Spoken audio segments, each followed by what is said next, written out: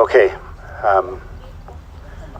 First of all, thank you to everyone who helped and was involved. We had, for the people who are tuning into our broadcast, and you may have caught it there, and we turned it off the broadcast, obviously out of respect and privacy. We have a lady who was here, who I'm not going to speculate on medicine and health, but she had a collapse. A number of people here helped her. Paramedics have been called. She's being taken care of and treated, and it has interrupted our service, but we want to get back to our service. So thank you again to the people who have helped. And unfortunate that during Carly's eulogy she was interrupted, but Carly, you can come back up, and I think it's important for you and for all of us that we try to refocus ourselves. Think about Barry. Obviously good wishes for the lady who collapsed, and to continue our service. So thank you everyone for your patience and your help and your understanding and your bravery, and speaking of that, for Carly. Yeah.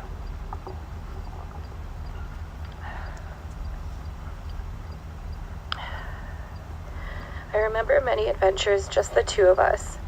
My dad and I would often go to Harborview, Grand Prix Amusement Park, or Thunder Rapids for some mini golf, bumper boats, bumper cars, and paddle boating. On one of our paddle boating adventures, when my dad was getting off the boat, he lost his balance and ended up going headfirst into the murky waters. He was under there for what seemed like hours, but finally surfaced to the top with several people there to help pull him out. Of course, my dad was wearing his very expensive prescription sunglasses at the time, which unfortunately never resurfaced. Being the resourceful man my dad was, he asked a young man if he would dive in to find the sunglasses. Well, the man did. He found the sunglasses, and my dad ended up treating him and his friends to a round of golf. It all thankfully worked out in the end, but that was the end of our paddle boating adventures. They were just too expensive. He taught me how to ride a bike, and as some of you know, that didn't turn out well. He promised me that he would hold on to the back of the bike as I rode down Elm Street, and that he wouldn't let go. Well, he did let go, and I went flying directly into that big old tree right in front of our house, and hit with a thump, tumbling over. I was covered in pine needles, and to this day, I still remember spitting out pine needles. Needless to say, that was only the start of my life with bike troubles. And because of this, he was not given the privilege of teaching me how to drive a car. However, I did get to drive his brand spanking new 2002 Grand Prix, which made me the coolest kid at school for a little while once again. My dad enjoyed playing and watching many sports through the years, including football, golfing, and curling. We went to Bombers games together throughout the years. He was a big Winnipeg Jets fan and was so excited when they returned. I am just so grateful that I was able to go to a couple of games together, despite his health. We even went to see Elton John a few years ago, where we sang along to all of his songs together. Along the way, we started a little tradition of watching the reality show Survivor in 2000, and continued that tradition for many years. We watched over 30 seasons together. Yes, it's gone on that long. Incredibly, one of the first things that I found out about my husband Alex is that he was a big Survivor fan and watched it with his dad. It's nice that we can carry on that tradition for him. Part of the reason why I think my dad was so resilient was because of his wonderful and crazy sense of humor. Sometimes that humor was a little over the top, but that is one of the special things that defined who he was. I think that is also why I gravitated towards Alex, who also has a crazy and quirky sense of humor. Sometimes I would be in the middle of a quirky humor battle between the two men I loved most, with zingers flying over my head that I had no idea what the heck meant, and catching side eyes from both of them when they said something so preposterous they knew I had to be shaking my head. I shook my head quite a bit when the three of us were together. My dad had always wanted me to marry a Jewish mensch, but in the end, Alex ended up being the most Jewish non-Jew he'd ever met, sharing a love of discounts, parking fears, and showing up way too early. My dad took pride in many things, one of those being his uncanny memories for names, dates, and numbers. I'm not talking numbers as in math, because he wasn't great in math, and those genes made it down to me, but I'm talking about phone numbers. He remembered phone numbers, birth dates, and names better than anyone I ever knew. In fact, this is one of the genes that did make it over to me, as I have a great memory for those things as well, sometimes even scaring Alex. My dad worked for the Department of Veterans Affairs for 32 years, and would have worked longer if not for his declining health. He took pride in his work as a regional client services project manager, where he would approve benefits for veterans. Throughout the years, I would hear from his colleagues and others who he dealt with that he was very well respected and good at his job, albeit a stickler for the rules. I often find it serendipitous that I ended up working with veterans as well in my line of work as a physiotherapist. I am grateful that I was able to be present when he received the Queen Elizabeth II's Golden Jubilee Medal in 2002 for outstanding service. However, I know the thing he was most proud of in his work were the friendships he made along the way, some of which he maintained until this very day. Speaking of friendships, my dad also kept several childhood friendships from his time at Grant Park High School. I don't feel like it's something you see very often, which just speaks to the quality of people he met that stood by him despite all his health troubles. And I want to thank them for that.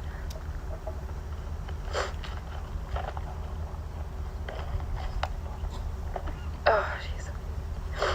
My dad and I drove each other crazy, but despite that, we loved each other very much. We had been through a lot together. My dad loved his family, especially his 3 daughters, but someone he loved and adored even more than us was his granddaughter, Isla. She was everything to him. She gave him purpose and a bright light that I hadn't seen in him for years. Isla loved her Zedek very much. She enjoyed her phone calls, FaceTimes, and visits with him. Anytime my phone would ring, she would say, "Zedek Fos." That's how she says phone, as he was typically the only person who would call me. Then she would grab the phone and want to talk to him, saying, "Hi, Zedek." I'm so happy he got to know her. He loved her so much, and his 3 girls. He loved hard, and it's something I do as well. He loved us despite everything that happened to him, where other people might have given up on everything. I know he was perseverant, resilient, loyal, and courageous for us, because just like with Isla, we were his purpose, just like his family is before us. And I think that's the real lesson he taught us. No matter what unfairness life throws at you, find your purpose. Because that 5th word, purpose, is the linchpin that makes you perseverant, resilient, loyal, and courageous. All he would want from us now is to find the same for our loved ones. Love you, big guy.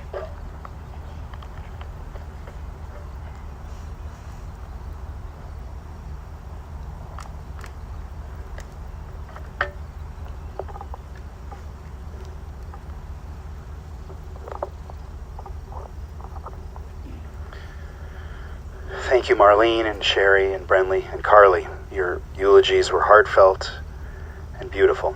Fitting words of tribute for a wonderful man. In honor of Barry Erenberg, we chant the El Malei Rachamim, the traditional Jewish memorial prayer.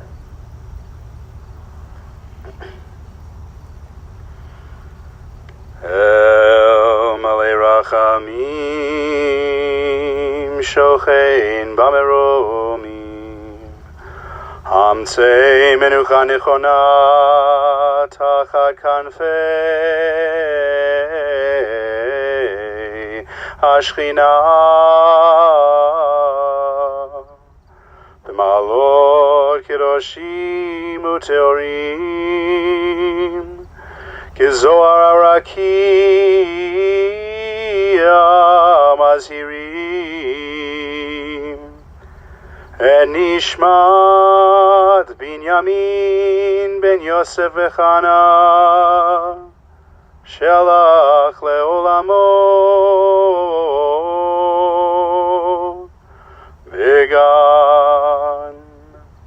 Began dente menuchato anaba harachamim hasti reu beseter kenafecha leolamim utzror bitzror achaim enishmato Adonai hu nachalato v'yanuach b'shalom al mishkavo v'nomar